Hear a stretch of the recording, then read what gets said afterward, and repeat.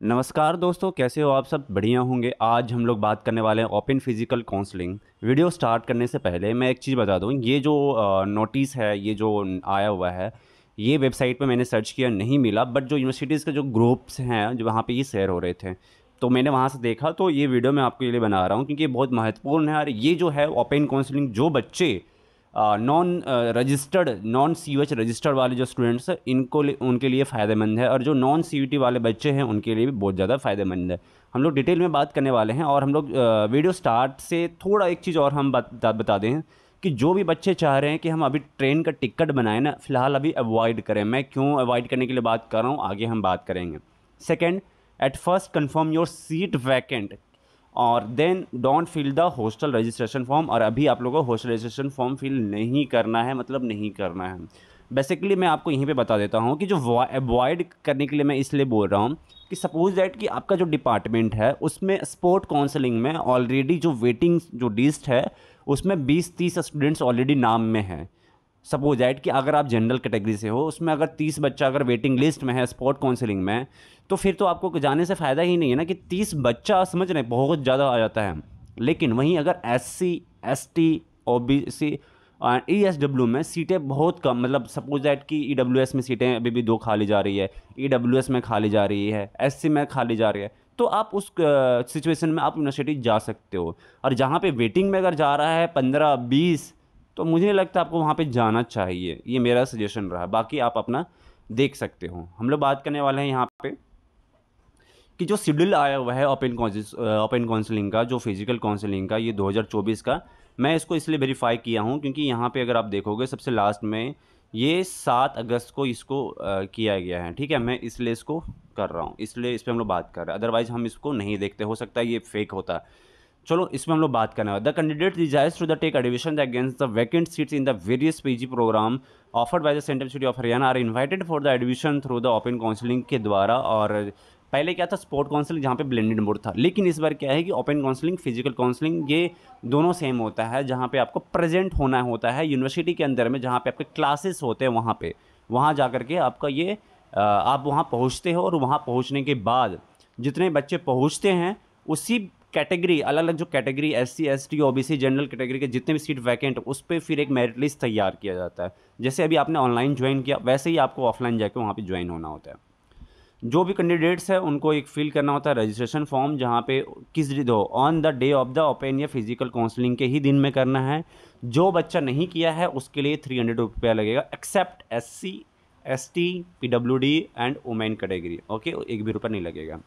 In case of the student who registered of the for the Central Institute of Haryana on the Samarth portal for the PG program have already repaid the required fee, उसको क्या है, payment नहीं करना, उसको कोई देने की ज़रूरत नहीं पड़ेगा। ठीक है, क्योंकि उसने ऑलरेडी रजिस्टर कर चुका है और ऑलरेडी 300 रुपीज़ दे चुका है। अब आगे हम लोग बात करते हैं जो display of the vacant seat, जैसे कि जो डेट है अभी जो स्पोर्ट काउंसलिंग हुआ था, उसका जो सीट का वैकेंट का जो है वो दिखने वाला है। ये कब दिखेगा? 13 तारीख को दिखेगा, जहाँ पे आपको बताया जाएगा कि कौन सा डिपार्टमेंट में कितने सीट अभी भी खाली जा रही है। तो उसमें आप जा करके कर सकते हैं। अब जो नॉन CUT वाले बच्चे हैं ना, यहाँ पे क्या है, क्या होने वाला है कि अब पिछला SOP अगर आप देखे होगे, जहाँ मैंने वीडियो में बताया था कि एक डिपार्टमेंट क्या एग्ज़ाम लेने वाले हैं, लेकिन यहाँ पे मुझे नहीं लगता एग्ज़ाम लेने वाले। क्यों? अभी आगे देखने वाले हैं।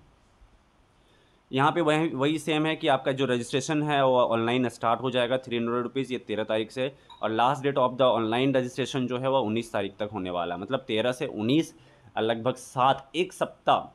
ठीक है, आपको टाइम दिया जाएगा। Date of the time of physical reporting जो है लगभग 20 तारीख को है। तो 20 तारीख आप ऐसा करो कि दिल्ली जो है आप मॉर्निंग में 20 तारीख को पहुंच जाओ। और मॉर्निंग से जो दिल्ली सराय रोहिला से जो ट्रेन है महेंद्रगढ़ के लिए, एक का ट्रेन है 7 बजे, एक ट्रेन है 8:40 में।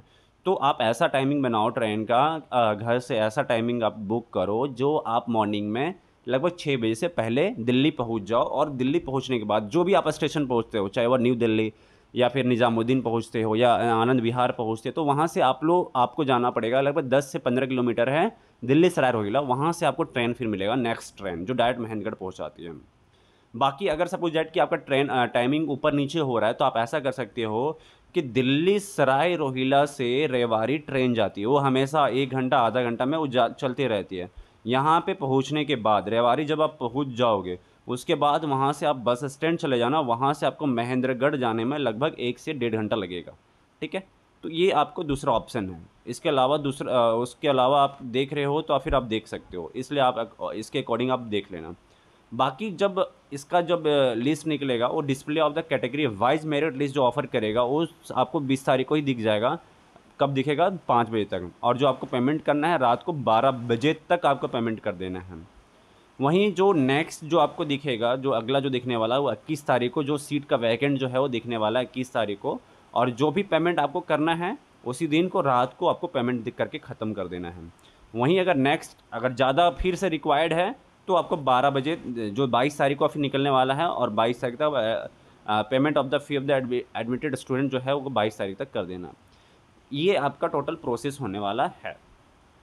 आगे देखो, the merit list of the candidates reported the during the open counselling physical counselling shall be the prepared as the preference. कैसे दिया जाएगा प्रेफरेंस, आपको ये देखना। The candidates having the valid CUET score who registered for the counselling of the central city of Haryana shall be given the priority. First priority उनको दिया जाएगा। क्यों? क्योंकि देखो अभी स्पोर्ट काउंसिल में क्या है, उनको पहला प्रायोरिटी दिया गया। सपोज दैट कि वो बच्चा भी नहीं पहुंच पाया स्पोर्ट काउंसिल में, उनको फिर से यहाँ पे दिया जा रहा है, एक बार फिर से चांसेस दिया जा रहा है। तो पहला जो प्रेफरेंस उसको दिया जाएगा। मतलब क्या है, सपोज दैट अब देखो सेकंड पहले समझ लो, उसके बाद हम बताते हैं। जो रजिस्टर्ड नहीं किया है CUH में, ठीक है, उनको दिया जाएगा सेकंड प्रेफरेंस। थर्ड प्रेफरेंस किन को दिया जाएगा? जो नॉन CUET वाले बच्चे हैं, जो do not have the valid CUET score, जो मतलब नॉन CUET वाले बच्चे हैं उनको दिया जाएगा, उसको उनको दिया जाएगा प्रेफरेंस। अब हम लोग समझते हैं कैसे। सपोज दैट कि पहला जो स्टूडेंट है वो CUH में रजिस्टर्ड किया था, CUET में रजिस्टर्ड किया था। दूसरा बच्चा जो है वो CUH में रजिस्टर नहीं किया था, वो सिर्फ CUET का स्कोर लेकर के आया हुआ है, ठीक है। थर्ड में क्या है, नॉन CUET वाले बच्चे हैं, ओके, जिनका CUET जो मार्क्स हैं उस बेसिस पे होंगे, जो मतलब उनका जो परसेंटेज है। सपोज दैट कि CUH का जो CUET बच्चा है उनका जो मार्क्स आया वो 150, कोई भी कैटेगरी का एग्जाम्पल ले लेते हैं।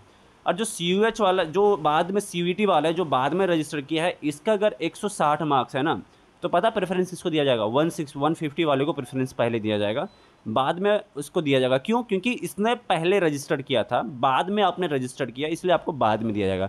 चाहे मार्क्स आपका कम हो, चाहे वो मार्क्स कितना भी ज़्यादा हो, ये हर एक कैटेगरी के ऊपर में अप्लाई होने वाला है। यहाँ पे आपको समझ में आ गया होगा। ये 2 चीज़ हो गया। तीसरा जो चीज़ है वो आ जाएगा आपको परसेंटेज के ऊपर में, कि परसेंटेज के बेसिस पे फिर होने लगेगा। ये तीसरा ऑप्शन आता है।